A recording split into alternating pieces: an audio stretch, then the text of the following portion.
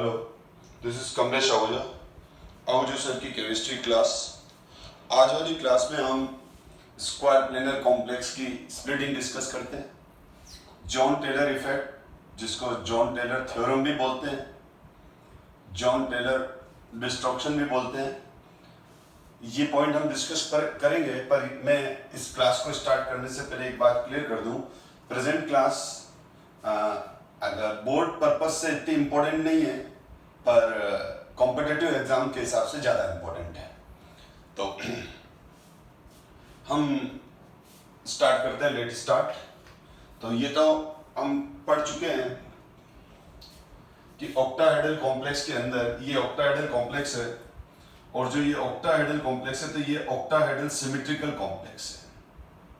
This is the octahedral symmetrical complex.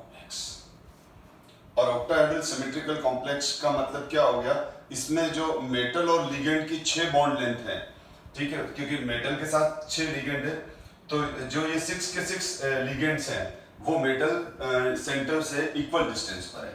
Symmetrical octahedral का मतलब क्या हुआ कि इसमें Ml6 बॉन्ड लेंथ होगी ना, 4 तो प्लेन वाली 1 2 3 4 5 और 6। तो ये जो 6 की 6 बॉन्ड लेंथ है, चाहे वो ये वाली हुई, चाहे वो ये वाली हुई, चाहे वो ये वाली हुई, ये सारी बॉन्ड लेंथ इक्वल है।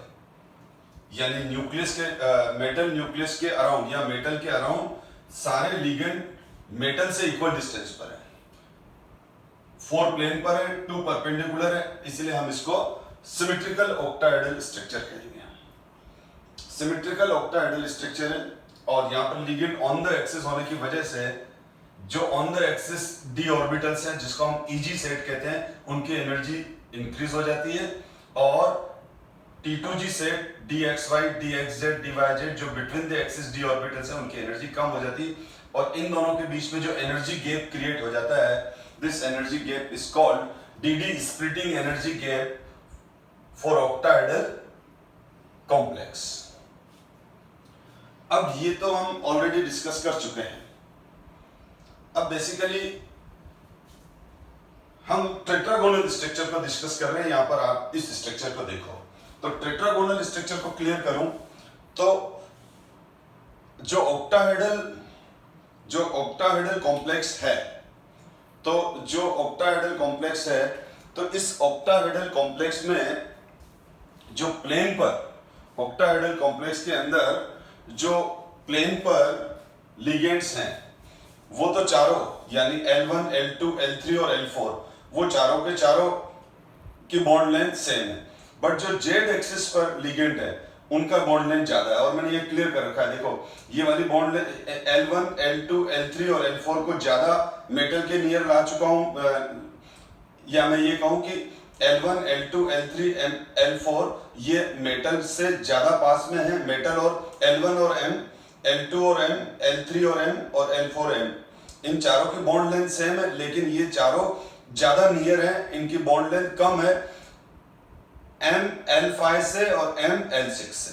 यानी जो जेड एक्सिस के लिगेंड है वो ज्यादा दूर है, खींचे हुए हैं, सेंटर मेटल कैटायन से ज्यादा दूर है एज कंपेयर टू फ्लैट वालों से, ठीक है। यानी मेरा ये हाथ है वो तो प्लेन हो गया, ठीक है, तो इसको तो जो मेरा ये हैंड है ये तो स्क्वायर प्लेनर अज्यूम कर लो। तो इस स्क्वायर प्लेनर पे जो 4 लिगेंड हैं वो ज्यादा नियर हैं, और ये जो मार्कर है ये है जेड एक्सिस। तो जेड एक्सिस पे जो लिगेंड है वो ज्यादा डिस्टेंस पर है, जबकि जो प्लेन पर है वो ज्यादा पास में है। तो इस तरह के ऑक्टाहेड्रल को हम इलोंगेटेड ऑक्टाहेड्रल बोलते हैं, क्योंकि अब ये इलोंगेटेड हो गया, इलोंगेटेड ऑक्टाहेड्रल हो गया। तो this shape is called elongated octahedral, जबकि इसको बोलते हैं अपन सिंपल ऑक्टाहेड्रल। तो इलोंगेटेड ऑक्टाहेड्रल है। इलोंगेटेड ऑक्टाहेड्रल में जेड एक्सिस के जो लिगेंड हैं वो इस मेटल से ज्यादा डिस्टेंस पर है, तो इसको हम इलोंगेटेड ऑक्टाहेड्रल भी बोलते हैं। जेड आउट टेट्रागोनल भी बोलते हैं। क्या बोलते हैं? Z out tetragonal. इस स्ट्रक्चर को टेट्रागोनल बोलते हैं, पर साथ में हम इसके साथ प्रीफिक्स लगाते हैं जेड आउट। जेड आउट का मतलब होता है जेड एक्सिस से लिगेंड थोड़ा दूर चले गए हैं, थोड़ा आउट हो गए हैं। तो हम स्क्वायर प्लेनर कॉम्प्लेक्स की जब स्प्लिटिंग अंडरस्टैंड करते हैं तो उससे पहले हमको टेट्रागोनल जेड आउट की यानी इलोंगेटेड टेट्राहेड्रल जिसमें जेड एक्सिस के लिगेंड मेटल से ज्यादा डिस्टेंस पर है as compared to x y वाले। तो यहां पर क्या हो गया, जब ये दोनों लिगेंड ज्यादा डिस्टेंस पर हैं तो अब हम क्रिस्टल फील्ड थ्योरी अच्छे से डिस्कस कर चुके हैं। तो L1, L2, L3, L4 XY axis पे जो लिगेंड है वो सेंटर मेटल केटाइन के ज्यादा पास में है। वो जब ज्यादा पास में है तो L1, L2, L3 और L4 उन d ऑर्बिटल्स को ज्यादा स्ट्रांगली रिपेल करेंगे जिनमें XY कंपोनेंट है, XY करेक्टर है या XY पर लाई कर रहे हैं। तो XY पर लाई करने वाले कौन कौन से ऑर्बिटल हैं? dxy, dx square y square. तो dx स्क्वायर वाई स्क्वायर और dxy की जो एनर्जी है वो ज्यादा अफेक्टेड होगी। dxy और dx स्क्वायर वाई स्क्वायर वाले जो लिगेंड्स हैं उन पर रिपल्शन ज्यादा हो गया, क्योंकि मैंने क्या कहा था आपको बार बार प्रीवियस क्लासेस में समझाया है कि लिगेंड सेंटर मेटल केटाइन के जितना ज्यादा नियर जाएगा उसका फील्ड इफेक्ट उतना ज्यादा स्ट्रॉन्ग हो जाएगा।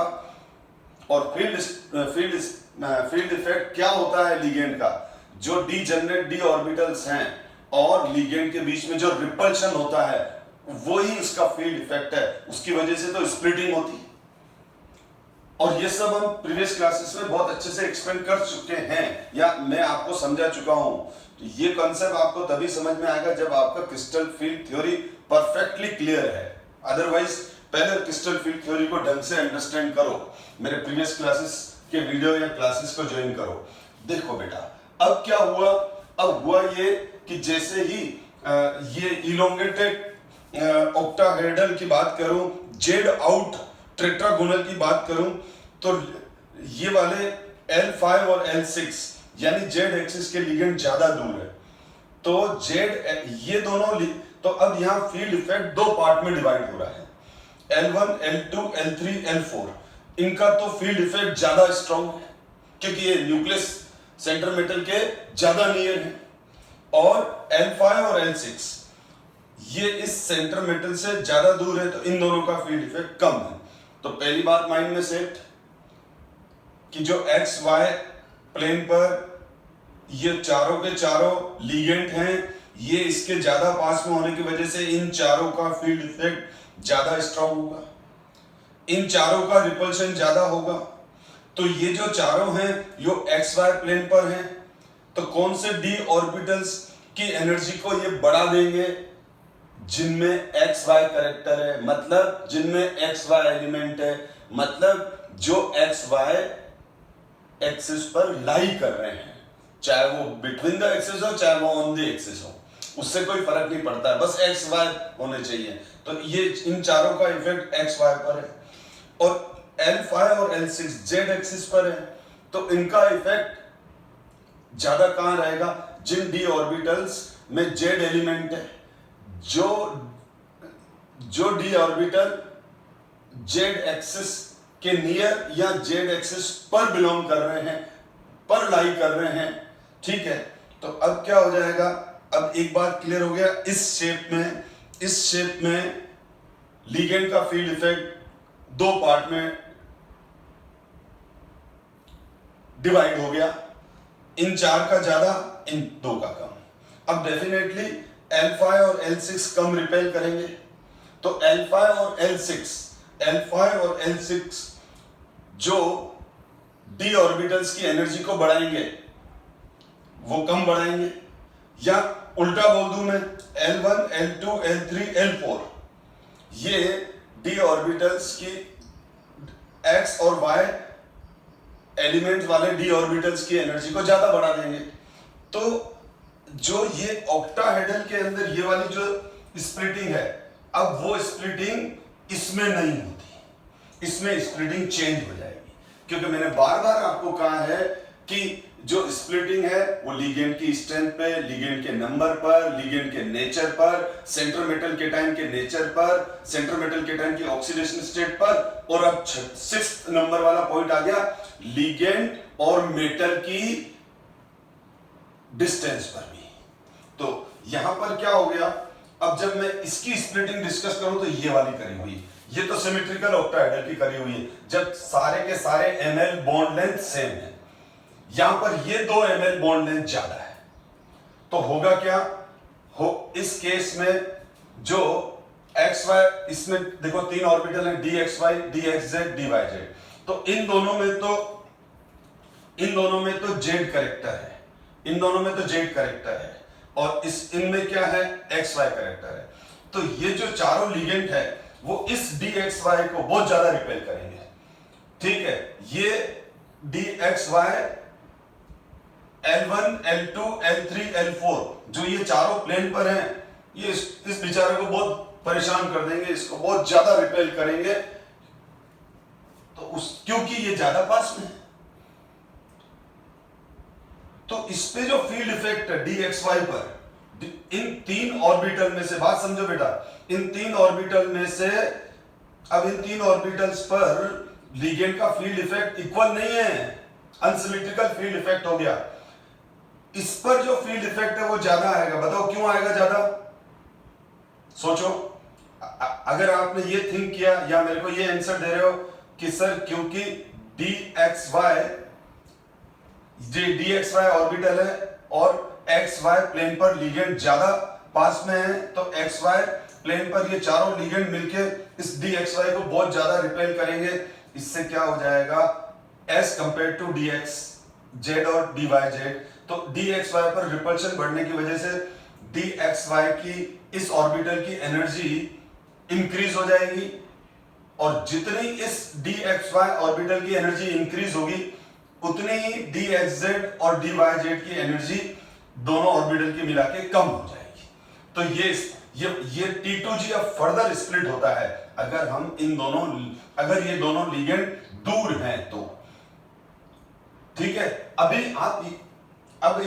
मत सोचो कि है ना सर ये लिगेंड दूर क्यों रखे हैं या दूर क्यों रहेंगे, ये टॉपिक इसी क्लास में अभी डिस्कस होगा।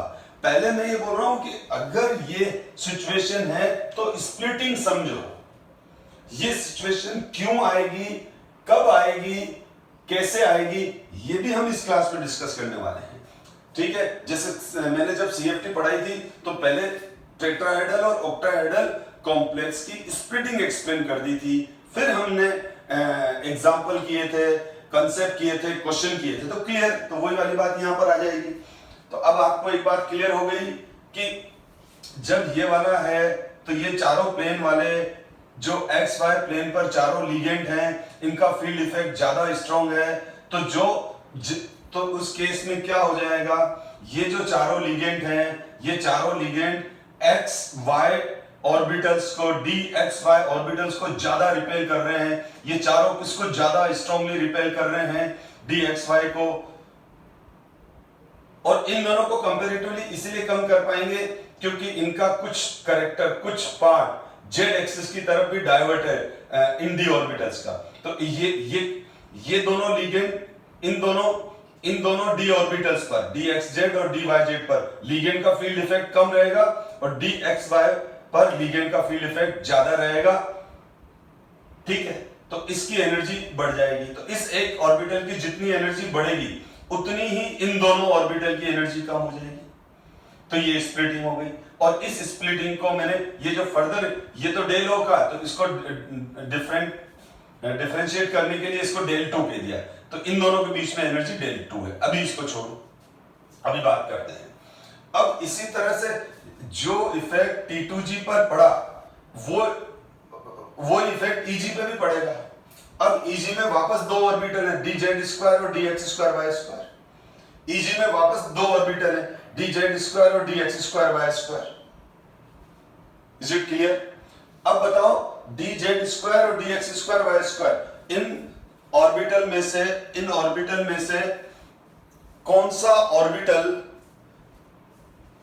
किस d ऑर्बिटल्स पर लिगेंड का फील्ड इफेक्ट ज्यादा रहेगा इस पे तो बहुत ही कम हो गया एक तरह से देखा जाए तो, क्योंकि dz स्क्वायर तो L5 और L6 का फील्ड इफेक्ट है तो 6 का है बेटा, लेकिन यहां पर इन दोनों का फील्ड इफेक्ट कम हो गया, तो dz स्क्वायर ऑर्बिटल तो यहां होता है, तो dz स्क्वायर पर L5 और L6 का फील्ड इफेक्ट कम है। dx स्क्वायर y स्क्वायर वो ऑर्बिटल इस प्लेन पर होता है यहां पर, ठीक है, तो ये चारों मिलके तो L1 L2 L3 L4 चारों ने मिलकर इसको बहुत ज्यादा रिपेल कर दिया, यानी मैं दूसरी अगर डिफरेंट लैंग्वेज में बात करूं तो इस पर फील्ड इफेक्ट ज्यादा है, इस पे कम है, तो इसका एनर्जी ज्यादा, तो इस अब क्या हो जाएगा, अब इन दोनों पर वापस अनसिमेट्रिकल फील्ड इफेक्ट आ गया। अनसिमेट्रिकल फील्ड इफेक्ट आने से क्या हो गया, अनसिमेट्रिकल फील्ड इफेक्ट आने की वजह से क्या होगा, इस पे फील्ड इफेक्ट ज्यादा है, इस पे फील्ड इफेक्ट ज्यादा है, तो इसकी एनर्जी और बढ़ गई, और जितनी इस ऑर्बिटल की एनर्जी बढ़ेगी उतनी इसकी कम हो जाएगी। तो यहां पर जो फर्दर स्प्लिटिंग हो गई, यहां पर T2G फर्दर स्प्लिट होगा या EG फर्दर स्प्लिट होगा। तो यहां पर तो क्या लिगेंड से 6 के 6 लिगेंड इक्वल डिस्टेंस पर है, तो इन 6 लिगेंड का एक सिमेट्रिकल फील्ड इफेक्ट है। यहां यूं बोलो, सिमेट्रिकल भी नहीं बोलो तो एक जैसा फील्ड इफेक्ट है, जिसको मैं सिमेट्रिकल बोल रहा हूं, ठीक है ना। तो इन 6 ही लिगेंड का फील्ड इफेक्ट सेम है, तो यहां पर तो क्या हो जाएगा, ऑन द एक्सिस इन दोनों ऑर्बिटल पर इन 6 ही लिगेंड का फील्ड इफेक्ट सेम है, तो क्या हो जाएगा, ऑन द एक्सिस है तो इन दोनों की बराबर एनर्जी इंक्रीज हो जाएगी और इन तीनों की डिक्रीज हो जाएगी। लेकिन अब मैं अगर इस केस में आ गया, तो इस केस में जेड एक्सिस के ये दोनों लिगेंड ज्यादा डिस्टेंस पर है, ज्यादा दूर हैं, तो इस पर तो फील्ड इफेक्ट कम है, इस पे ज्यादा है, इस पे फील्ड इफेक्ट ज्यादा है, तो इसकी एनर्जी बढ़ गई, सिंपल सी बात। और फिर ये जो EG फर्दर स्प्लिट हुआ तो डेल्टा 1। अब यहां पर देखो बहुत सिंपल सी बात है बेटा, कि यहां पर देखो एक ऑर्बिटल की एनर्जी बढ़ी, एक की घटी, इसको मैंने डेल्टा 1 किया, तो अगर इस ऑर्बिटल की एनर्जी -1/2 डेल्टा 1 हुई, अगर इस ऑर्बिटल की एनर्जी डिक्रीज हुई -1/2 डेल्टा 1, तो ऊपर वाले की +1/2 डेल्टा 1। आपको बात समझ में आ गई, क्योंकि हमने CFSE इधर डिस्कस कर रखी है। आपको मालूम है यहां पर तो क्या होता है, यहां पर जो एनर्जी, यहां पर तो एनर्जी कितनी, -0.4 नहीं, +0.6 डेल ओ बढ़ती है, इन दोनों की बढ़ती है ना। और यहां पर क्या हो जाता है, यहां पर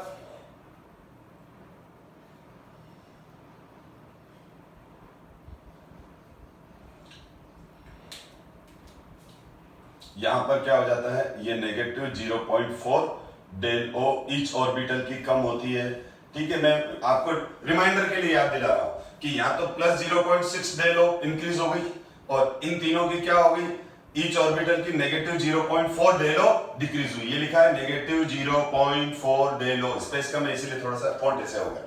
अब ध्यान दो बेटा, ये हम पढ़ चुके हैं बेटा, ये तो आपको आता ही है।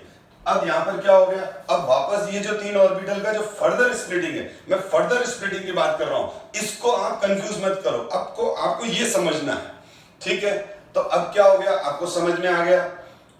अब यहां पर क्या हो गया, 3 में से 2 की कम हुई, 1 की बढ़ी, तो मैंने क्या कहा, इस 1 की जितनी बढ़ेगी उतनी इन दोनों की कम होगी, तो यहां एक ऑर्बिटल की एनर्जी +2/3 डेल्टा 2 कम हो गई, तो इन दोनों ऑर्बिटल की भी 2/3 डेल्टा 2 कम होगी, लेकिन 2 ऑर्बिटल है, तो ईच ऑर्बिटल की कितनी कम हुई, 1/3 डेल्टा 2।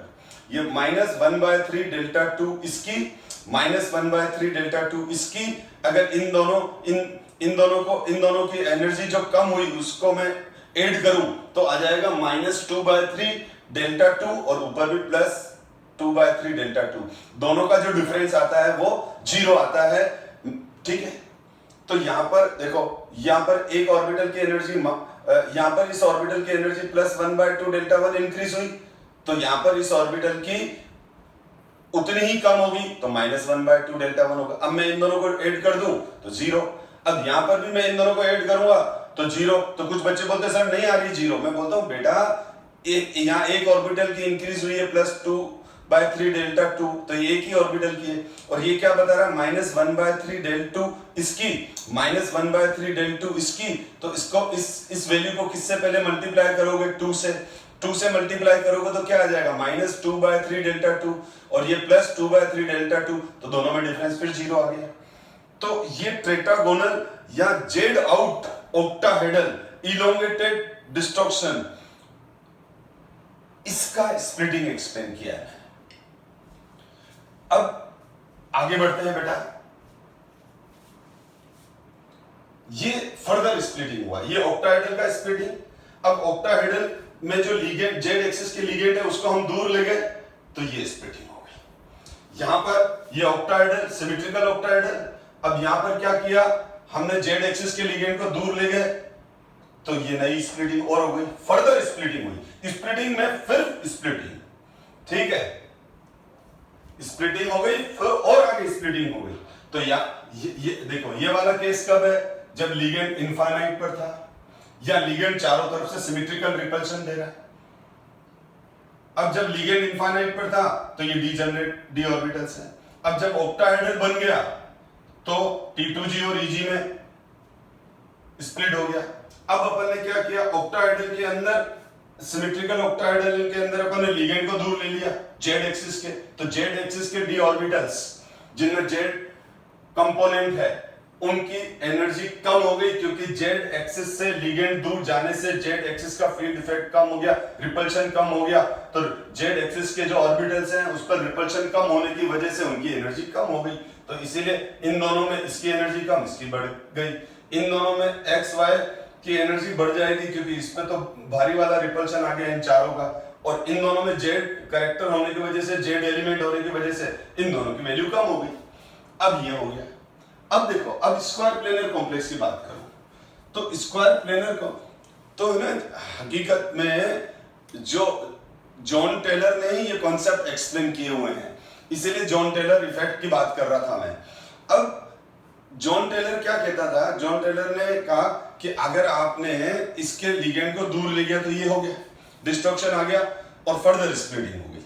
अब ये बोल रहा है कि जो स्क्वायर प्लेनर कॉम्प्लेक्स है, इन दोनों लिगेंड को L5 और L6 को ध्यान से समझो बेटा, L5 और L6 को अगर मैं इनफाइनाइट पर ले गया, यानी इस L5 को भी इनफाइनाइट पे ले गया, इस L6 को भी इनफाइनाइट पे ले गया, तो ये बन गया। तो अगर मैं ऑक्टाहेड्रल कॉम्प्लेक्स के जेड एक्सिस के लिगेंड को इनफाइनाइट तक खींच लूं, ये दोनों मेरे जो पंच है, ये दोनों मेरे जो पंच है, ये जेड एक्सिस के लिगेंड है, और अगर मैंने इसको थोड़ा खींचा तो ये टेट्रागोनल, जेड आउट टेट्रागोनल या इलोंगेटेड टेट्रागोनल हो गया। और अगर मैं इतना खींचूं कि वो इनफाइनाइट पर चला जाए, ठीक, देखो दोनों दिख ही नहीं रहे होंगे अभी आपको, ठीक है, तो शेप कौन सा बन जाएगा, स्क्वायर प्लेनर। अब हम स्क्वायर प्लेनर में क्या कहेंगे, स्क्वायर प्लेनर में ये कहेंगे कि जो जेड एक्सिस के लिगेंड थे स्क्वायर प्लेनर कॉम्प्लेक्स में, हम क्या कहेंगे बच्चों, स्क्वायर प्लेनर कॉम्प्लेक्स में ये कहेंगे कि ये जो जेड एक्सिस के लिगेंड है वो इनफाइनाइट पर चले गए। इसका मतलब जो जेड एक्सिस पर जो लिगेंड है, इनका जो फील्ड इफेक्ट है वो 0 हो गया। तो यहां पर जेड एक्सिस पर फील्ड इफेक्ट बहुत ज्यादा रिड्यूस हो जाता है। जेड एक्सिस पर फील्ड इफेक्ट इस केस में बहुत कम हो जाता है, बहुत कम हो जाता है। तो अब क्या हो जाएगा, जेड एक्सिस एक तरह से काफी रिलीफ फील कर रहा है।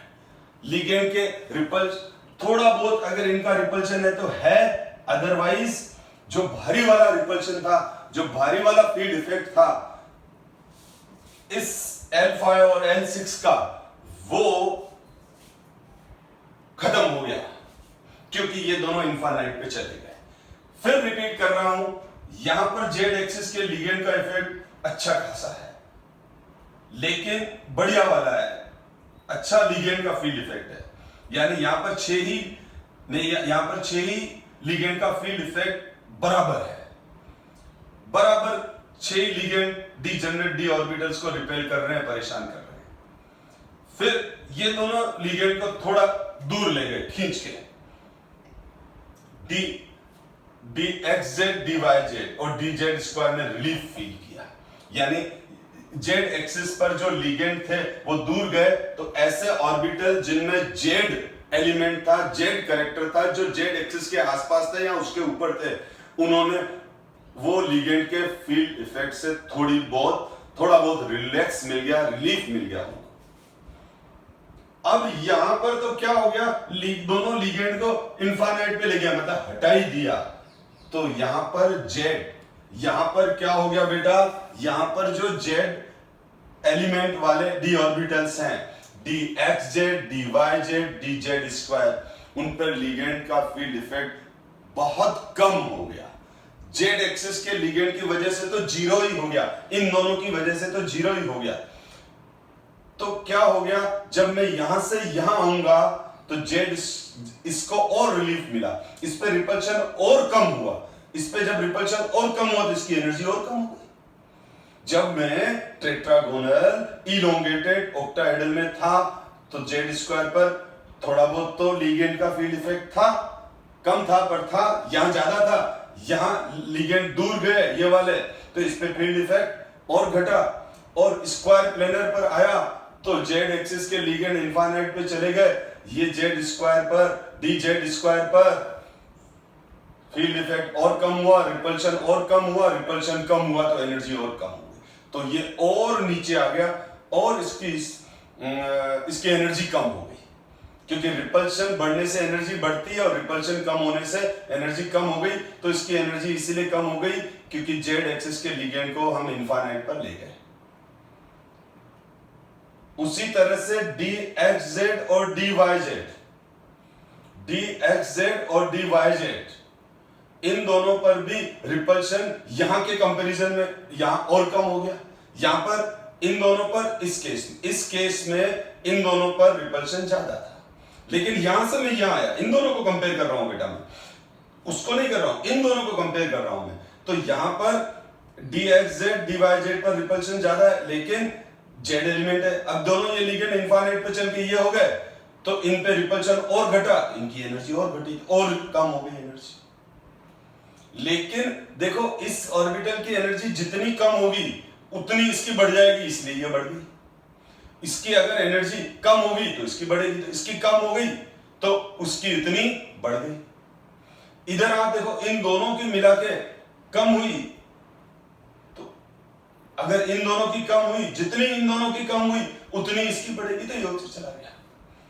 तो यहां पर आप देखो स्क्वायर प्लेनर कॉम्प्लेक्स में स्प्लिटिंग क्या हो गई, ये स्क्वायर प्लेनर कॉम्प्लेक्स की स्प्लिटिंग है, इसमें डी एक्स जेड की और डी वाई जेड की एनर्जी सबसे कम है और इक्वल है, यानी डी जनरेट एनर्जी लेवल यहां पर दो ही है, फिर उससे ज्यादा डी जेड स्क्वायर की, उससे ज्यादा डी एक्स वाई की, उससे ज्यादा d x square y square की, क्योंकि हमको मालूम है यहां से यूं चल रहे हैं तो क्या बढ़ रही है, एनर्जी इंक्रीज होती है, ठीक है, तो ये एनर्जी इंक्रीज हो रही है। अब यहां पर इसका मतलब जो डी डी स्प्लिटिंग है डेलो और स्क्वायर प्लेनर, तो स्क्वायर प्लेनर ये एसपी स्क्वायर प्लेनर बता रहा है, ये वाली एनर्जी सबसे ज्यादा है, ये वाला एनर्जी सबसे ज्यादा है। तो इस डिस्कशन से कुछ कंक्लूजन सामने आ रहे हैं। नंबर 1, ऑक्टाहेड्रल कॉम्प्लेक्स का डेल ओ और ये वाला कौन सी वैल्यू ज्यादा है, यानी डेल ओ क्या है बेटा, ध्यान दो। अब डेल ओ का मतलब क्या हुआ, डेल ओ का मतलब हुआ स्क्वायर प्लेनर कॉम्प्लेक्स के लिए डी स्प्लिटिंग एनर्जी के, और डेल एसपी क्या हुआ, स्क्वायर प्लेनर, ये ऑक्टाहेड्रल के लिए, डेल ओ मतलब ऑक्टाहेड्रल, ये स्क्वायर प्लेनर किसकी वैल्यू ज्यादा है। और मैंने क्या कहा, अगर ये डी स्प्लिटिंग गैप जैसे जैसे बढ़ता है, ठीक है, तो क्रिस्टल की कॉम्प्लेक्स की स्टेबिलिटी बढ़ जाती है। तो सबसे अगर मैं जो हम पढ़ चुके हैं, अगर मैं उन सबको तीनों, अब मेनली हमारे पास 3 कॉम्प्लेक्स काम आते हैं, मेनली हमको 3 कॉम्प्लेक्स काम आते हैं, tetrahedral, octahedral, square planar, tetrahedral, octahedral, square planar, ठीक है। तो देखो, तो टेट्राहेड्रल, ये टेट्राहेड्रल, टेट्राहेड्रल से ज्यादा स्प्लिटिंग किसमें होती है? ऑक्टाहेड्रल में। और ऑक्टाहेड्रल से ज्यादा स्प्लिटिंग किसमें होती है? Square planar. तो टेट्राहेड्रल कॉम्प्लेक्स से ज्यादा stable square plane, sorry, tetrahedral से ज्यादा स्टेबल कॉम्प्लेक्स ऑक्टाहेड्रल, और ऑक्टाहेड्रल से ज्यादा स्टेबल स्क्वायर प्लेनर। तो अगर कभी किसी एग्जाम में ये पूछा जाए कि टेट्राहेड्रल कॉम्प्लेक्स, ऑक्टाहेड्रल कॉम्प्लेक्स और स्क्वायर प्लेनर कॉम्प्लेक्स, उसके स्प्लिटिंग एनर्जी किसमें ज्यादा होती है? इसमें। स्टेबिलिटी सबसे ज्यादा किसकी होती है? तो स्टेबिलिटी भी सबसे ज्यादा इसकी, स्प्लिटिंग एनर्जी भी इसकी सबसे ज्यादा। स्प्लिटिंग एनर्जी, ठीक है, वो मैं सीएफएसई में अच्छे से डिस्कस भी कर चुका हूं बेटा। अब जॉन टेलर क्या बोलता है? जॉन टेलर ये बोलता है कि जो एक मिनट, जॉन टेलर जो स्टेटमेंट दे रहा है उसको रुको, उसको बोलने से पहले मैं क्लियर करूं, ये ऑक्टाहेड्रल का अनसिमेट्रिकल फॉर्म बोल सकते हैं इसको। ये अगर मैं इसको सिमेट्रिकल ऑक्टाहेड्रल बोलूंगा तो ये अनसिमेट्रिकल ऑक्टाहेड्रल हो गया। वैसे तो इसका जो जॉन टेलर ने, या इस चैप्टर में हम इस शेप का जो नाम देते हैं वो देते हैं जेड आउट, ध्यान देना, जेड आउट टेट्रागोनल बोलते हैं इसको, जेड आउट टेट्रागोनल बोलते हैं इसको, या इलोंगेटेड ऑक्टाहेड्रल कॉम्प्लेक्स बोलते हैं। पर मैं है तो अनसिमेट्रिकल ऑक्टाहेड्रल। तो देखो, इसका मतलब ऑक्टाहेड्रल जब अनसिमेट्रिकल ऑक्टाहेड्रल में कन्वर्ट हो रहा है तो स्प्लिटिंग बढ़ गई। अब ये स्प्लिटिंग, ये वाली स्प्लिटिंग ज्यादा है कि यहां से लेके यहां वाली स्प्लिटिंग ज्यादा है? ये वाली स्प्लिटिंग ज्यादा है। तो इसका मतलब यहां से यहां है तो डेल की वैल्यू बढ़ी, तो इससे ज्यादा स्टेबल ये है। कॉम्प्लेक्स के केस में ये ज्यादा स्टेबल है। ऑक्टाहेड्रल कॉम्प्लेक्स और इलोंगेटेड ऑक्टाहेड्रल कॉम्प्लेक्स, कौन ज्यादा स्टेबल है? ये ज्यादा स्टेबल, क्योंकि इन दोनों के बीच में गैप बढ़ गया। इन दोनों के बीच का गैप देखो इतना है, और अब ये हो गया, तो ये है, ये इतना सा है, और ये तो नहीं, ये तो इतना बड़ा है, ठीक है। तो यहां से लेके यहां तक का देखना है अपन को, ठीक है ना। यानी अगर टेट्रागोनल की स्प्लिटिंग देखूं तो टेट्रागोनल की स्प्लिटिंग तो ये वाली है, ये वाली रेड लाइन, ठीक है, ये है जो ये इलोंगेटेड ऑक्टा, ELO लिख दिया तो ये ज्यादा है। तो देखो इस डेलो से ज्यादा ये इलोंगेटेड ऑक्टाहेड्रल है, और ये स्क्वायर प्लेनर है। तो इससे ज्यादा ये वाली वैल्यू है, इससे ज्यादा ये वाली वैल्यू, यानी इससे ज्यादा स्टेबल कॉम्प्लेक्स ये, इससे ज्यादा स्टेबल ये। अब तो जॉन टेलर ये कहता है कि अगर ऑक्टाहेड्रल कॉम्प्लेक्स में जैसे जैसे डिस्ट्रक्शन आएगा, अनसिमेट्री आएगी, डिस्ट्रक्शन ही हुआ ये, उसमें स्टेबिलिटी बढ़ जाएगी। तो अब मेरे को बहुत स्टूडेंट ऑब्वियसली क्वेश्चन करते हैं, सर स्क्वायर प्लेनर तो बिल्कुल ही सिमेट्रिकल है। तो उसने, जॉन टेलर ने ये कंसेप्ट स्टार्ट किया तो उसने ये क्लियर कर दिया कि हम ऑक्टाहेड्रल शेप से ही स्क्वायर प्लेनर शेप पर जा रहे हैं। यहां पर देखो, अगर ये लिगेंड सब जेड एक्सिस के लिगेंड भी उतनी डिस्टेंस पर है जितने कि एक्स वाई पर है, तो सिमेट्रिकल। तो हमने इसको दूर किया तो अनसिमेट्रिकल। अब ये बोल रहा है स्क्वायर प्लेनर, तो ये जॉन टेलर के हिसाब से बात कर रहा हूं मैं, ये इसमें डिस्ट्रक्शन ज्यादा है कि इसमें डिस्ट्रक्शन ज्यादा है? देखो इसमें डिस्ट्रक्शन नहीं है, यानी सिमेट्रिकल है। इसमें डिस्ट्रक्शन है, क्यों? ये ज्यादा दूर चले गए। इसका मतलब अगर इस मेटल से इस लिगेंड को जैसे जैसे मैं ये दोनों जेड L5 और L6 की बात कर रहा हूं, इसका मतलब ये हुआ जॉन टेलर के हिसाब से कि अगर हम इस सेंटर मेटल से जैसे जैसे जैसे जैसे जेड एक्सिस से आउट करते जाएंगे, यानी जेड एक्सिस से इन लिगेंड को दूर करते जाएंगे, अनसिमेट्री बढ़ेगी। तो यहां पर तो जेड एक्सिस के लिगेंड इनफाइनाइट पर पहुंच गए, तो सबसे ज्यादा तो ये ऑक्टाहेड्रल का डिस्टॉर्टेड फॉर्म है, तो ये ऑक्टाहेड्रल का हाईली डिस्टॉर्टेड फॉर्म है। क्यों? क्योंकि लिगेंड इतने दूर चले गए कि इनफाइनाइट पर चले गए। तो यहां अगर आपसे कोई पूछे कि ये और ये, तो आप इसको unsymmetrical elongated tetrahedral distorted octahedral, आप इसको डिस्टॉर्टेड ऑक्टाहेड्रल क्यों कह रहे हैं, इलोंगेटेड ऑक्टाहेड्रल क्यों कह रहे हैं? तो हम बोलते हैं ये दोनों लिगेंड ज्यादा दूर हैं, और अगर ये L5 और L6 दोनों जैसे जैसे इस सेंटर मेटल से दूर जाते जाएंगे, ये जितना ज्यादा दूर जाता जाएगा हम बोलेंगे अनसिमेट्री बढ़ती जा रही है। तो ये दूर जा रहा है, अनसिमेट्री बढ़ रही है, ये दूर जा रहा है, L5 दूर जा रहा है, दूर जा रहा है, दूर जा रहा है, दूर जा रहा है, अनसिमेट्री बढ़ रही है। तो अगर L5 दूर जाते जाते इनफाइनाइट पे चल गया तो हाईली अनसिमेट्रिकल, तो ये हाईली अनसिमेट्रिकल या हाईली डिस्टॉर्टेड ऑक्टाहेड्रल कॉम्प्लेक्स भी कहते हैं। तो जब ऑक्टाहेड्रल कॉम्प्लेक्स के जेड एक्सिस के लिगेंड दूर होते जाते हैं जेड एक्सिस से, तो पहले टेट्रागोनल पोजीशन आती है, इलोंगेटेड ऑक्टाहेड्रल आती है, और जब लिगेंड इनफाइनाइट पे चला जाता है तो highly elongated highly distorted octahedral बन जाता है, जिसको हम स्क्वायर प्लेनर कॉम्प्लेक्स कहते हैं, क्योंकि अब वो दोनों लिगेंड इनफाइनाइट पर हैं, उन दोनों लिगेंड का फील्ड इफेक्ट 0 है, तो बचे ये चारों ही। फिर इस वजह से अगर आपको कोई पूछे कि जॉन टेलर इफेक्ट के अकॉर्डिंग स्क्वायर प्लेनर कॉम्प्लेक्स क्या है, तो आप लिखोगे हाईली इलोंगेटेड,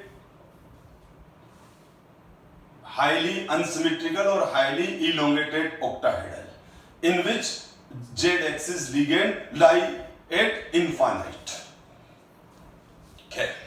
अभी देखो, ये जो जॉन टेलर ने कहा है वो मुझे एक्सप्लेन करना है, क्योंकि एग्जाम में क्वेश्चन आएगा, ठीक है, आप उसको एग्री कर रहे हो या नहीं कर रहे हो, it is a different point, पर जॉन टेलर ने जो एक्सप्लेन किया हमको एग्जाम में तो वही लिखना पड़ेगा, ठीक है, क्योंकि उस चीज को उसने एक्सप्लेन ही इस तरह से कर रखा है।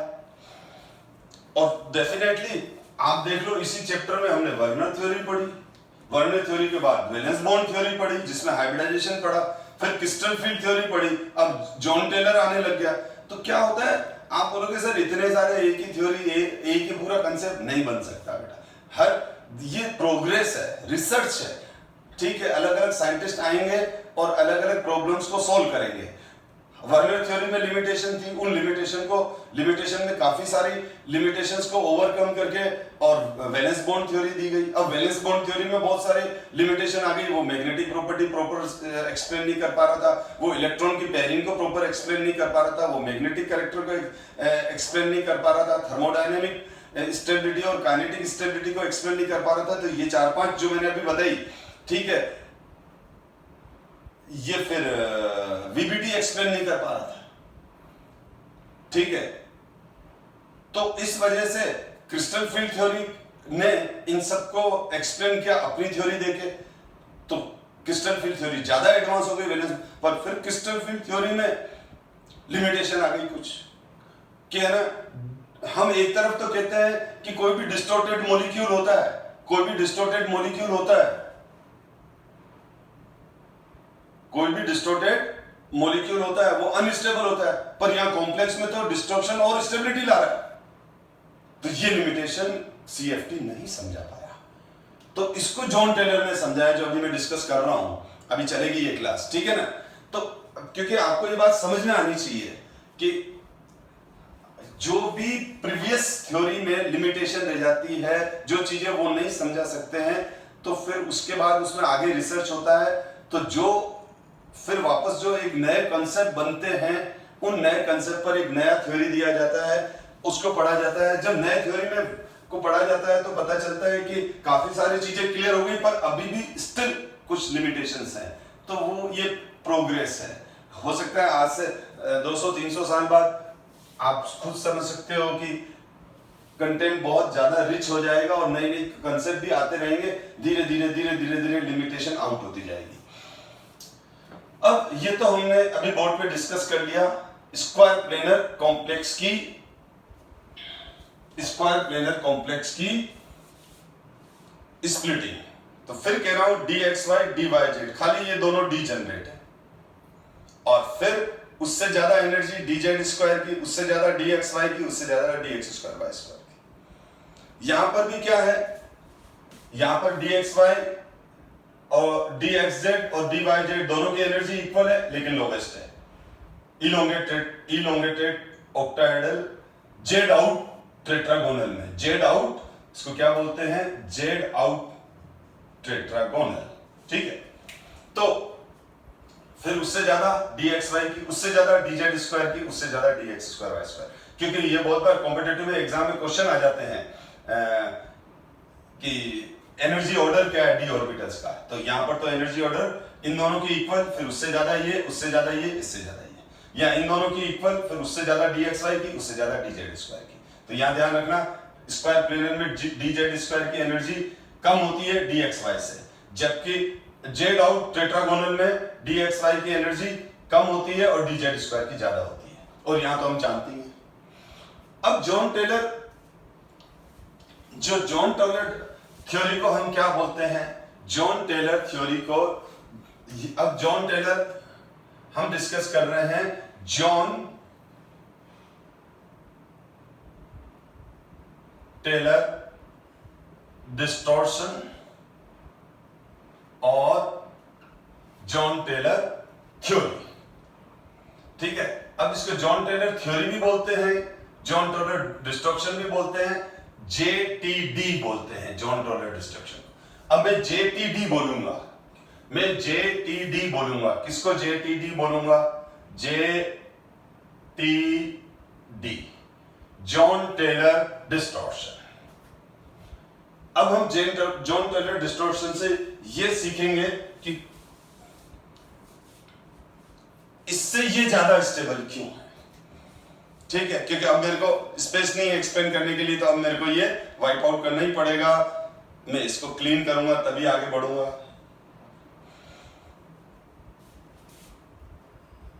चलो फिर भी इसको बना हुआ रहने दे देता हूं, एक बार तो कोशिश करता हूं इस स्पेस में समझाने की। अब इसका मतलब हम पहले पढ़ चुके हैं क्रिस्टल फील्ड स्टेबलाइजेशन एनर्जी, और CFSE क्या होती है, क्रिस्टल फील्ड स्टेबलाइजेशन एनर्जी। तो CFSE जो क्रिस्टल फील्ड स्टेबलाइजेशन एनर्जी है वो डायरेक्टली प्रोपोर्शनल क्या थी, स्टेबिलिटी ऑफ कॉम्प्लेक्स। अच्छे से डिस्कस किया हुआ है। अब यहां पर एक नया कंसेप्ट आ रहा है। अब यहां पर क्या होता है, JTSE, Jahn Teller stabilisation energy. आज हम पढ़ रहे हैं जॉन टेलर स्टेबलाइजेशन एनर्जी। तो CFSE क्लियर है आपका, जॉन टेलर स्टेबलाइजेशन एनर्जी को हम डिस्कस कर रहे हैं। तो जॉन टेलर स्टेबलाइजेशन एनर्जी क्या होती है, देखो। तो सबसे पहले अगर मैं एक एग्जांपल ले लूं, ठीक है, ऑक्टाहेड्रल के लिए, मेरे को यहां से ये हटा देता हूं, इसको फिर भी रहने देते हैं। तो अगर मैं एक जॉन टेलर डिस्टॉर्शन होता क्यों है एग्जैक्टली पहले ये क्लियर कर दूं, ये पोजीशन कब आएगी, चलो देखो ये पोजीशन कब आएगी, और फिर इस पोजीशन से ज्यादा स्टेबिलिटी कैसे आएगी आपकी। यही तो दो माइंड में क्वेश्चन चल रहे हैं कि सर ये ज्यादा क्यों स्टेबल है और ये कब किस केस में सिचुएशन आएगी। तो ध्यान देना, मैं D9 का ऑक्टाहेड्रल एक अजम्पशन लूंगा पहले, फिर एग्जांपल लूंगा। अगर इस क्लास में पूरा होता तो ठीक है, नहीं तो नेक्स्ट क्लास पकड़ेंगे और भी वापस, और क्या करें। मैं D9 का मेटल आयन की बात कर रहा हूं। ये कोई D9 मेटल आयन जो जनरली कॉपर +2 होता है, पर अभी इसको आप कंफ्यूज मत करो, मैं D9 कॉम्प्लेक्स की बात कर रहा हूं। D9 आयन जैसे कॉपर +2 हुआ, ठीक है। एक अजम्पशन ले रहा हूं अभी मैं कि अब हमारे पास एक D9 का कॉम्प्लेक्स है। अब जब D9 का कॉम्प्लेक्स है, तो ये D9 का जब कॉम्प्लेक्स है तो अब इस केस में क्या होगा, 9 इलेक्ट्रॉन होंगे, 1 2 3 4 5 6 7 8 9। Is it clear? तो ये 9 इलेक्ट्रॉन हो गए। अब ये D9 का मेटल आयन ने सिमेट्रिकल ऑक्टाहेड्रल कॉम्प्लेक्स बना दिया। ये तो कौन सा है बेटा, ऑक्टाहेड्रल कॉम्प्लेक्स। अब लिगेंड के फर्स्ट फील्ड इफेक्ट होते ही ऑक्टाहेड्रल कॉम्प्लेक्स बन गया।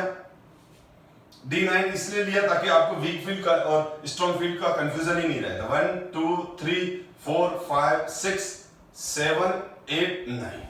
तो अब कॉम्प्लेक्स बनने के बाद ये D9 के ये जो 9 के 9 इलेक्ट्रॉन है उसकी सिचुएशन ये होगी। ठीक है, अब ठीक है, और ये तो याद ही है, इस लाइन को हम बेरी लाइन बोलते हैं जो कि लास्ट तक चली थी, जहां डीजेनरेट डी ऑर्बिटल्स की ये वाली एनर्जी है, इसको बेरी लाइन बोलते हैं। मैं कुछ टर्म्स पुरानी इसलिए रिपीट करता रहता हूं कि अपन भूल जाते हैं बहुत बार, तो बार बार सुनने से और बार बार सुनने से आपका रिवीजन होता है। चलो, D9 में ये कोई प्रॉब्लम नहीं है। अब यहां पर क्या हुआ, अब इसकी मैं CFSE फाइंड आउट कर लेता हूं। तो D9 कॉम्प्लेक्स की ये जो D9 कॉम्प्लेक्स है, D9 ऊपर लिख देता हूं, ये D9 है। अब मैं इसका crystal field stabilisation energy CFSE find out कर रहा हूं। तो CFSE क्या होती है, negative 0.4 del O into x. X क्या होता है, number of T2G electrons. X क्या है यहां पर, number of T2G electrons plus 0.6 del O into y. ये हमारा फॉर्मूला हो गया CFSE का। अब मेरे पास यहां x की वैल्यू कितनी है, 6। x की वैल्यू कितनी है, 6, यानी T2G में कितने इलेक्ट्रॉन्स हैं, 6। EG में कितने इलेक्ट्रॉन्स हैं, y की वैल्यू कितनी है, 1 2 3। तो पहले मैं CFSE निकाल रहा हूं। तो अगर मैं यहां CFSE फाइंड आउट करूंगा तो negative 0.6 del O into 6 plus 0.6 del O into 3 CFSE क्या आ जाएगा बेटा, negative 2.4 del O plus 1.6 del O। तो यहां CFSE कितनी आ गई, CFSE कितनी आ गई, ये आ गई मेरे पास नेगेटिव 0.6 डेल O। तो इसका CFSE मेरे पास कितना आ गया, नेगेटिव 0. तो इस नेगेटिव 0.6 डेल O का मतलब क्या हुआ, एक्सोथर्मिक, यानी इस स्प्लिटिंग की वजह से 0.6 डेल O एनर्जी बाहर आई है। ये माइनस साइन बता रहा है कि यहां से यहां आने में इस कन्फिग्रेशन की एनर्जी कितनी डिक्रीज हुई, 0.6 डेल O। तो ये माइनस किसको बता रहा है, डिक्रीज को बता रहा है। ये माइनस किसको बता रहा है बेटा, ये माइनस बता रहा है डिक्रीज को। आगे बात समझ में, तो ये इसकी स्टेबलाइजेशन एनर्जी हो गई। लेकिन अब अगर ये जेड आउट कॉम्प्लेक्स है, मैं ये बोल रहा हूं ये तो हुआ, लेकिन ये बनते ही जेड आउट हो गया। ये बनते ही क्या हो गया बेटा, ये बनते ही जेड आउट हो गया। आप बोलोगे सर जेड आउट कैसे हो गया सर, ऑक्टाहेड्रल तो बनाया आपने। बेटा ये EG अनसिमेट्रिकल इलेक्ट्रॉनिक कन्फर्मेशन। अब देखना कंसेप्ट, अब मैं बोल रहा हूं कि ये बनते ही ये इसमें कन्वर्ट हो गया। ये हम तो क्या बना रहे थे, D9 का, हम तो क्या बना रहे थे, D9 का सिमेट्रिकल ऑक्टाहेड्रल, लो बना दिया। लेकिन बनते ही इमीडिएटली ये इसमें कन्वर्ट हो गया।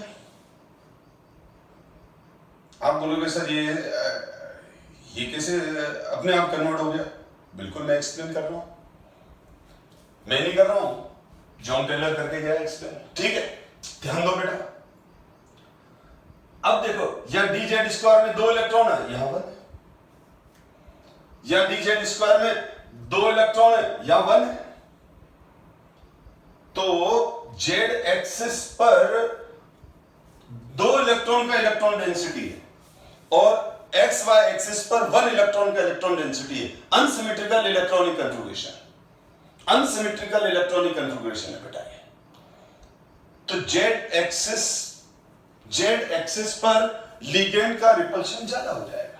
अब ये दोनों जो लिगेंड है, ये जो दोनों लिगेंड है, तो ध्यान से देखो बेटा, जो मेटल का, याद है आपको वो पुराने दिन जब हम स्टार्टिंग में सीएफटी पढ़ रहे थे, तो मैंने जेड ऑर्बिटल का, ये जेड ऑर्बिटल का क्या बनाया था, ये डी जेड स्क्वायर, ये डी जेड स्क्वायर,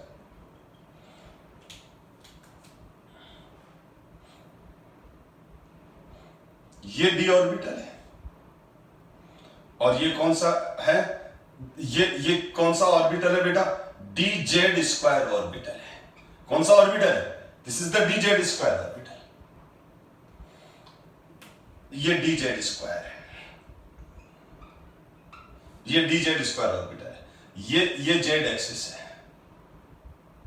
ये जेड एक्सिस है, ये एक्स एक्सिस है, ये वाई एक्सिस है।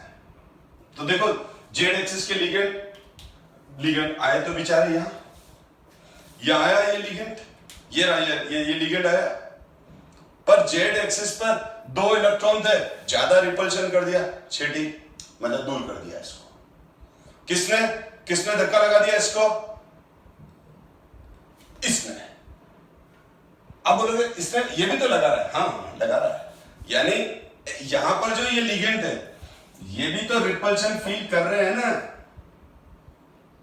ये भी तो रिपल्शन फील कर रहे हैं ना, ये वाले 1 2 3 4। तो ये जो चारों लिगेंड है, ये जो चारों लिगेंड है, वो 1 इलेक्ट्रॉन की डेंसिटी से, 1 इलेक्ट्रॉन की डेंसिटी से रिपेल हो रहे हैं। ये जो है, ये जो प्लेन पर जो चारों लिगेंड है, L1 L2 L3 L4, L1 L2 L3 L4, ठीक है, और ये तो हमारा D z square D orbital है, ठीक है, D z square D orbital है। तो और यहां पर है, इस प्लेन पर कौन सा ऑर्बिटल है, इस प्लेन पर जो ऑर्बिटल है वो d x square y square. तो ये जो चारों लिगेंड है, L1 L2 L3 L4, जो यहां आ गए, ठीक है ना, जो यहां आ गए, हमारा ये 1 वाला, ये 2 वाला, ये 3 वाला, ये 4 वाला, ठीक है ना, यहां से रिसेंबल करो। तो ये चारों लिगेंड 1 इलेक्ट्रॉन की डेंसिटी से रिपेल हो रहे हैं। तो इनके बीच में इस 1 इलेक्ट्रॉन का रिपल्शन है, तो इनको रिपल्शन कम फील होगा, तो ये मेटल के ज्यादा नियर आ जाएंगे। और ये भी देख रहा है, ये भी उसी स्टाइल से जा रहा है कि देख रहा है कि ये अगर एक एग्जांपल दे रहा हूं, ये अगर 0.8 एंगस्ट्रॉम पर है, ये 0.8 एंगस्ट्रॉम पर है, ये 0.8 एंगस्ट्रॉम पर है, 0.8 एंगस्ट्रॉम पर है, तो ये लिगेंड भी देखेगा, मैं भी 0.8 एंगस्ट्रॉम पे चला जाता हूं, यानी इतना पास आ जाता हूं, आ नहीं पाएगा।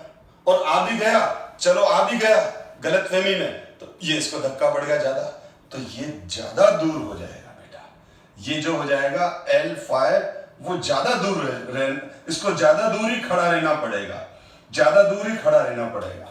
तो इस वजह से क्या हो गई, इस वजह से ये वाली जो बॉन्ड लेंथ है वो ज्यादा बढ़ गई, और ये जो बन गया वो हमारा इलोंगेटेड, ये जो बन गया हमारा वो बन गया elongated octahedral, Z out octahedral tetragonal.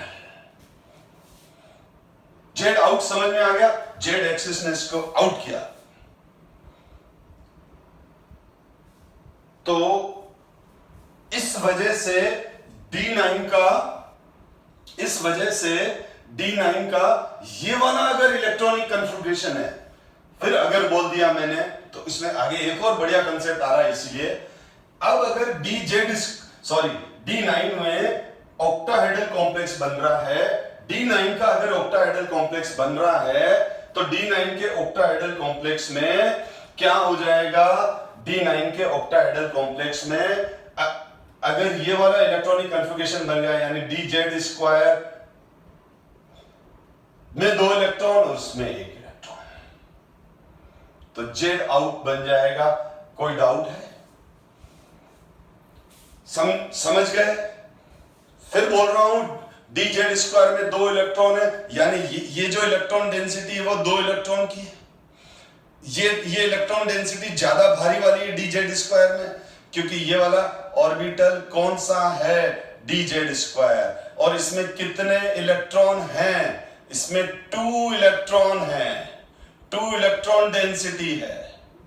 और यहां पर मैं अब क्या, यहां पर आपको मालूम है on the axis D orbitals होंगे, और ये रहा। चलो अब ये जो ब्लू वाले हैं, ये जो मैंने बनाया, ये रहा देखो डबल डंबेल, ये डबल डंबेल। तो ये जो डबल डंबेल है वो क्या है? D x square y square वाला है। कौन सा? ये वाला। ठीक है, अब ये वाला डबल डंबेल, ये एक ही डी ऑर्बिटल है। ये जो ब्लू वाला है, ये वाला, ये जो बना दिया मैंने, ये है d x square y square on the axis. और इस पे कितने इलेक्ट्रॉन की डेंसिटी है? 1 electron density, 1 electron e minus density, 1 electron density. ठीक है, तो ये चारों लिगेंड 1 इलेक्ट्रॉन डेंसिटी से रिपल्शन फील कर रहे हैं, और ये 5 और 6 2 इलेक्ट्रॉन की इलेक्ट्रॉन डेंसिटी से रिपल्शन फील कर रहे हैं। तो इन दोनों पर repulsion in d orbitals d z square का ज्यादा है, तो इसको मजबूरी में ज्यादा दूरी खड़ा रहना पड़ेगा, लेकिन ये पास में आ जाएंगे। ठीक, अभी भी अगर आपको कोई डाउट है तो फिर वीडियो को वापस थोड़ा सा रिमाइंड करो, 20, 25, 30 सेकंड, 40 सेकंड जितना भी है, और 1 मिनट पीछे करके देख लो। ठीक है, मैंने कोशिश की है अलग अलग एग्जाम्पल से आपको एक्सप्लेन करने की। अब क्या हो रहा है बेटा, अब क्वेश्चन ये आता है, अब आपको एक चीज तो समझा दी मैंने कि ऑक्टाहेड्रल कॉम्प्लेक्स में D9 का ये वाला इलेक्ट्रॉनिक कन्फिगरेशन है, तो सिमेट्रिकल ऑक्टाहेड्रल कॉम्प्लेक्स नहीं ऑब्जर्व किया हमने, सिमेट्रिकल ऑक्टाहेड्रल कॉम्प्लेक्स नहीं ऑब्जर्व किया।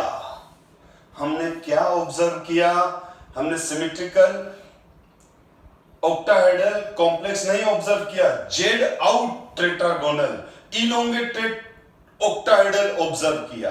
क्यों किया? बात समझ में आ गई? क्योंकि ईजी अनसिमेट्रिकल इलेक्ट्रॉनिक कन्फिगरेशन था, ईजी अनसिमेट्रिकल इलेक्ट्रॉनिक कन्फिगरेशन था। डी जेड स्क्वायर में 2 इलेक्ट्रॉन थे, इसीलिए डी जेड स्क्वायर यानी जो ये दोनों जो लिगेंड हैं वो ज्यादा रिपल्शन फील करेंगे 2 इलेक्ट्रॉन की डेंसिटी की वजह से, तो इस मेटल से ये दोनों लिगेंड दूर ही खड़े रहेंगे। चलो, अब क्या हुआ? जब ये इसमें कन्वर्ट हो गया तो ये फर्दर स्प्लिटिंग आ गई, तो इसमें अब फर्दर स्प्लिटिंग आ गई, तो इस फर्दर स्प्लिटिंग से जिस तरह से हमने CFSE निकाली, तो अब इसके अंदर एक एक्स्ट्रा स्टेबिलिटी आई, एक्स्ट्रा एनर्जी डिक्रीज हुई। कितनी एनर्जी डिक्रीज हुई करके देख लेते हैं।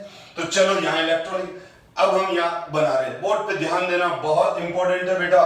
बहुत कम बुक्स में आपको ऐसा एक्सप्लेनेशन मिलेगा, बहुत कम इस क्लास के आपको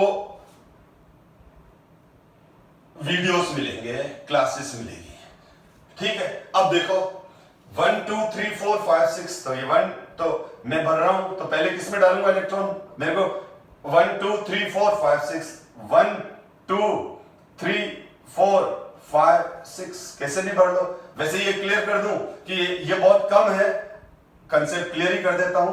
अब यहां मेरे को 6 इलेक्ट्रॉन भरने हैं, तो ये एनर्जी गैप, तो ये जो डेल्टा T होता है वो हमेशा बहुत कम होता है पेयरिंग एनर्जी से, ये भी कम होता है पेयरिंग एनर्जी से। ठीक है, तो होगा क्या?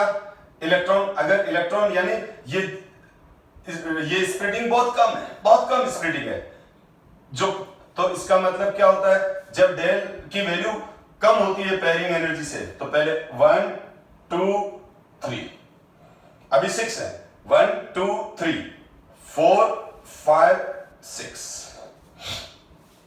अब यहां आ जाओ 1 2, क्योंकि वापस कम ही है, और ये 3। अब ये डेल्टा 1 है और ये डेल्टा 2 है। डेल्टा 1 और डेल्टा 2 हमेशा कम होंगे डेल ओ से। डेल ओ ज्यादा है, ये ध्यान रखना, किससे? डेल्टा 1 से। डेल ओ ज्यादा है डेल्टा 2 से।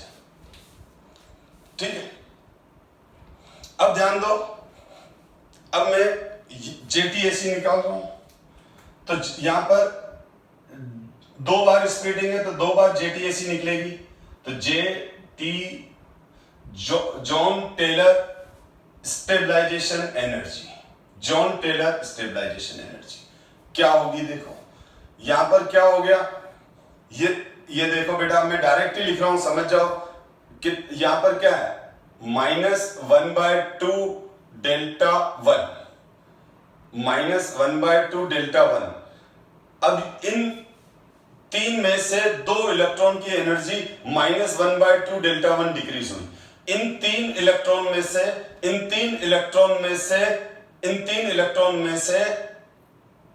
2 इलेक्ट्रॉन की एनर्जी -1/2 डेल्टा 1 डिक्रीज हुई, तो 2 की हुई। या 2 क्यों किया? क्योंकि यहां वैल्यू 2 है। प्लस ध्यान देना बेटा, अब यहां पर एक इलेक्ट्रॉन की एनर्जी +1/2 डेल्टा 2 इंटू 1 हुआ। देखो दिख रहा है बेटा, क्योंकि मैं काफी लेफ्ट तक चला गया हूं, बस लेफ्ट टू राइट साइड चला गया हूं।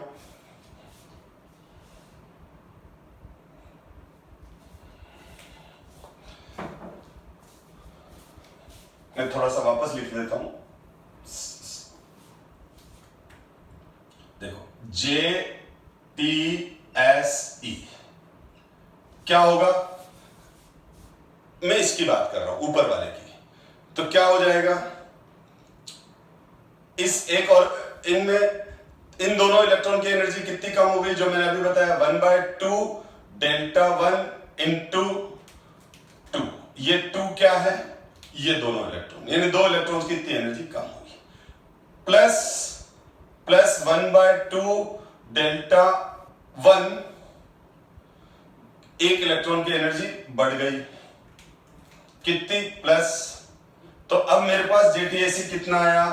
अब मेरे पास जेटीएसी आया, अगर मैं इसको सॉल्व करता हूं तो -1/2 डेल्टा 1 आएगा, क्योंकि क्लियर है। अब इसको सॉल्व कर सकते हो बेटा, इतना मैथमेटिक्स आपको आती है। इसको सॉल्व करने पर मेरे पास जेटीएसी आ गई -1/2। इसी तरह से इसका भी जेटीएसी निकलेगा, जेटीएसई। इसका जेटीएसी कितना निकलेगा? देखो यहां पर क्या हो गया, -1/3 डेल 2, एनर्जी डिक्रीज हो रही है। कितने इलेक्ट्रॉन्स की डिक्रीज हो रही है? 1 2 3 4। इस इलेक्ट्रॉन की एनर्जी कितनी डिक्रीज हुई? -1/3। इसकी भी -1/3, इसकी भी -1/3 डेल्टा 2, इसकी भी -1/3 डेल्टा 2। तो कितने इलेक्ट्रॉन्स की डिक्रीज हुई? 4 की। अब प्लस इंक्रीज कितने की हुई है? 2 की। कितनी हुई? +2/3 डेल्टा 2। कितने की हुई है? 2 की। तो इंटू 2 करूंगा। अब इसको सॉल्व करो आप, देखो क्या आ रहा है। नीचे वाली स्प्लिटिंग से जो आ रहा है उसकी वैल्यू कितनी आ रही है? देखो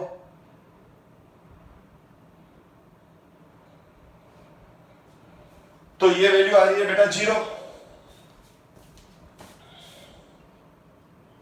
ये वाली वैल्यू आ जाएगी 0। ठीक है, अब टोटल जेटीएसी कितनी आ गई हमारे पास? अब मैं इसको हटा रहा हूं बेटा, क्योंकि मेरे को आगे बढ़ना है। तो टोटल जेटीएसी कितनी आ गई हमारे पास? ये 0, ये -1/2। तो अब हमारे पास टोटल स्टेबलाइजेशन एनर्जी कितनी आई? ध्यान देना, total stabilisation energy, total stabilisation energy ये तो आ चुकी है। Crystal field stabilisation energy plus JTSE. Total stabilisation energy मेरे पास कितनी आ गई? दोनों को ऐड कर दूं, जब मैं दोनों को ऐड करूंगा बेटा तो क्या आएगा देखो। स्टूडेंट बोल रहे हैं सर क्लास बहुत बड़ी हो गई, पर बेटा 2 मिनट और रुको, 2 मिनट में कंप्लीट करता हूं मैं, अभी बाकी है वैसे तो, नेक्स्ट क्लास में मिलेंगे। तो देखो सी क्रिस्टल फील्ड स्टेबलाइजेशन एनर्जी कितनी हो गई, नेगेटिव 0.6 डेल ओ, ये वाली, और ये तो ये हुई, और दूसरी जेटीएसी कितनी हुई, -1 डेल ओ, डेल ओ नहीं सॉरी डेल 1, ठीक है। तो अब इसमें डबल स्टेबलाइजेशन आया, क्रिस्टल फील्ड स्टेबलाइजेशन ने कॉम्प्लेक्स की एनर्जी 0.6 डेल ओ कम की, इसलिए माइनस लगाया हुआ है। तो सीएफएससी यानी क्रिस्टल फील्ड स्टेबलाइजेशन एनर्जी ने सीएफटी के अकॉर्डिंग कितनी एनर्जी कम हुई, 0.6 डेल ओ कम हुई कॉम्प्लेक्स की। और जॉन टेलर थ्योरम के अकॉर्डिंग, जॉन टेलर थ्योरी के अकॉर्डिंग जेटीएसी कितनी है, हाफ डेल्टा 1 कम हुई। तो टोटल कितनी कम हुई, 0.6 डेल ओ और हाफ डेल्टा 1, यानी crystal field stabilisation energy negative 0.6 del. बेटा नेगेटिव बार बार बताया मैंने, कम होने के लिए है, ठीक है, मैग्नीट्यूड ये है, ये कितना कम हुआ 0.6 डेल ओ, ये कम होने को बता रहा है, ये भी कम होने को बता रहा है, तो ये भी कम हुआ, तो 1/2 डेल्टा 1। तो क्या हुआ, ये जेटीएसी ने इसको और एक्स्ट्रा स्टेबिलिटी दी। वैसे तो सीएफएससी भी एक्स्ट्रा स्टेबिलिटी देती है, लेकिन एक्स्ट्रा के ऊपर एक्स्ट्रा हो गई, एक्स्ट्रा के ऊपर एक्स्ट्रा, ठीक है ना। यानी यहां पर जो इलोंगेटेड ऑक्टाहेड्रल है, जेड आउट टेट्रागोनल है, जिसमें जेड एक्सिस के लिगेंड प्लेन से ज्यादा दूर हैं, उस केस में एक्स्ट्रा जेटीएसी भी निकल गई, कॉम्प्लेक्स ज्यादा स्टेबल हो गया। तो इसका मतलब यह हुआ कि कॉम्प्लेक्स में डिस्टॉर्शन आते ही उसमें एक सीएफएससी के अलावा भी एक दूसरी एनर्जी रिलीज होती है, जॉन टेलर स्टेबलाइजेशन एनर्जी। उसकी वजह से उसमें डिस्टॉर्शन होने के वजह, डिस्टॉर्शन होने के मतलब डिस्टॉर्शन है फिर भी वो ज्यादा स्टेबल है, यानी डिस्टॉर्शन, कॉम्प्लेक्स में डिस्टॉर्शन हुआ, डिस्टॉर्शन होने के बावजूद भी वो ज्यादा स्टेबल है। क्यों है ज्यादा स्टेबल, क्योंकि डिस्टॉर्शन होने के बाद उस जैसे डिस्टॉर्शन हुआ तो एक दूसरी सीएफएससी के अलावा एक दूसरी एनर्जी, जिसको मैं क्या कह रहा हूं, जॉन टेलर स्टेबलाइजेशन एनर्जी, वो भी आउट हुई, बाहर निकली। तो क्रिस्टल की एनर्जी, कॉम्प्लेक्स क्रिस्टल की एनर्जी और ज्यादा स्टेबल, कॉम्प्लेक्स की एनर्जी और ज्यादा कम हो गई, कॉम्प्लेक्स और ज्यादा स्टेबल हो गया। अभी मेरी बात समझ में, ठीक है। अब यहां तक हम पढ़ चुके हैं, लेकिन अभी ये जॉन टेलर डिस्टॉर्शन का एक 20-25 मिनट की क्लास और रह गई है, तो मैं इस क्लास में नहीं ले रहा हूं क्योंकि पहले ये मोर देन 1 आवर हो चुकी है। तो मैं नेक्स्ट क्लास के अंदर वापस जेटीसी के और कुछ एग्जांपल दूंगा, जेड इन क्या होता है, कंप्रेशन क्या होता है, ये सब मैं डिस्कस नेक्स्ट क्लास में करूंगा। तब तक के लिए thank you my dear students.